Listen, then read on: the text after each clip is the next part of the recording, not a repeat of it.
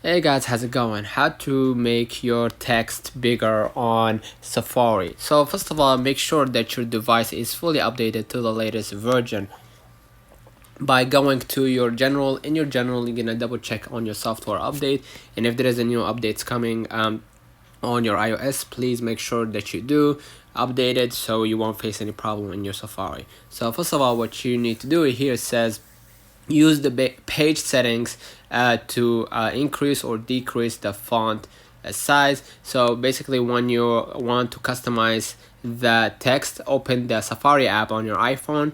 On the left side of the search field, tab to large A, or to increase the font size right here at the below left corner. You're gonna be able to increase the font size by clicking right here to increase or to decrease. So basically that's it. Let me know in the comments if this video helped you. Don't forget to like and subscribe. Thank you for watching.